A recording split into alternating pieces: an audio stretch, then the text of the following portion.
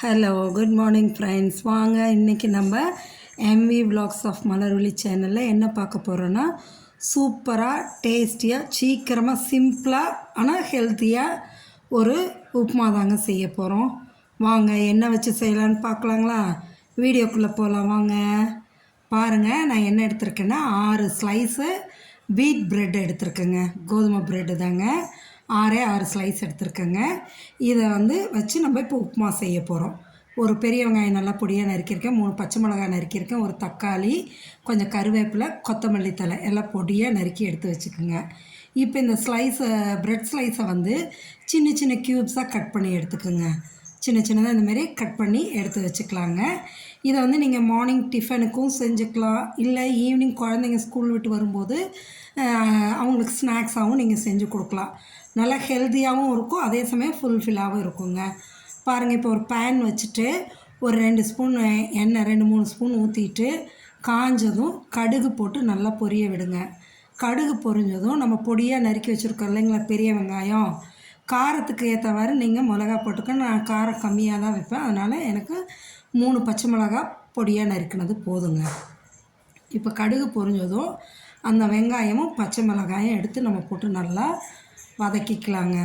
இது ரொம்ப சிம்பிளாக, இப்போ மாவே இல்லை, இட்லி மாவு இல்லை, தோசை ஊற்றுறதுக்கு மாவு இல்லைனாலும் யோசிக்கவே வேண்டாங்க. சிம்பிளாக ஒரு 10 மினிட்ஸ்க்குள்ளே நீங்கள் இந்த பிரேக்ஃபாஸ்ட்டை செஞ்சு கொடுத்துடலாம் குழந்தைங்களுக்கு.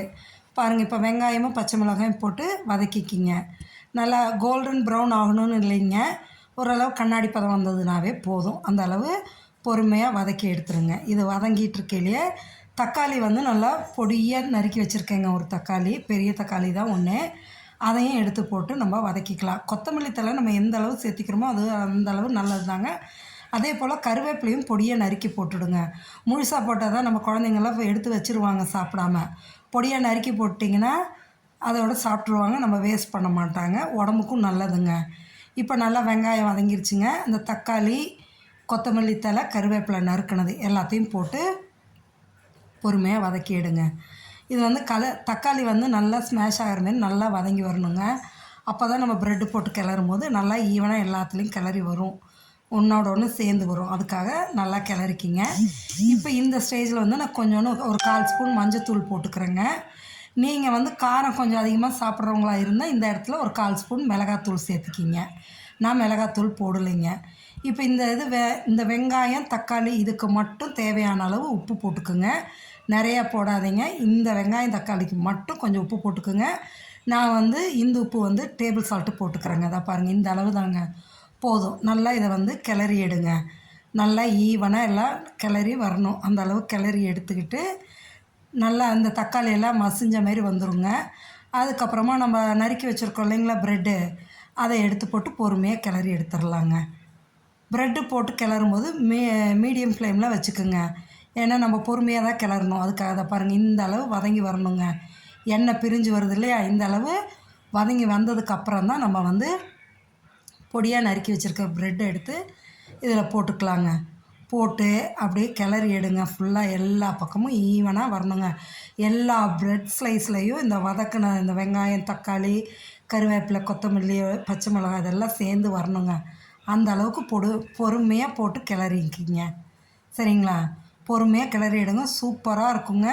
நீங்கள் கொடுத்தீங்கன்னு வைங்களேன், மார்னிங் பிரேக்ஃபாஸ்ட்டுக்கு குழந்தைங்க வேண்டான்னு சொல்லாமல் சாப்பிட்டு போயிடுவாங்க.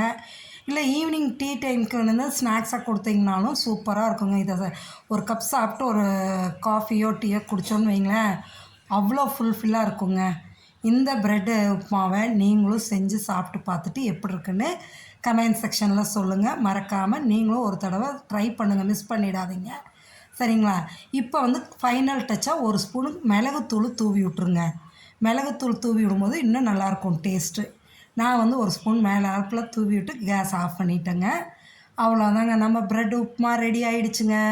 எல்லோரும் வாங்க சாப்பிட்லாம். சூப்பரான ப்ரெட் உப்புமாங்க. நம்ம சேனலுக்கு நீங்கள் புதுசாக வந்திருந்தீங்கன்னா மறக்காமல் சப்ஸ்கிரைப் பண்ணுங்கள், லைக் பண்ணுங்கள், ஷேர் பண்ணுங்கள். உங்கள் ஃப்ரெண்ட்ஸ் அண்ட் ரிலேட்டிவ்ஸ்க்கும் இதை ஷேர் பண்ணி விடுங்க. சரிங்களா? உங்களோட கமெண்ட்ஸ் தான் எனக்கு முக்கியமான ஒன்றுங்க. மறக்காமல் கமெண்ட் பண்ணுங்கள். ஓகே, தேங்க்ஸ் ஃபார் வாட்சிங் ஃப்ரெண்ட்ஸ்.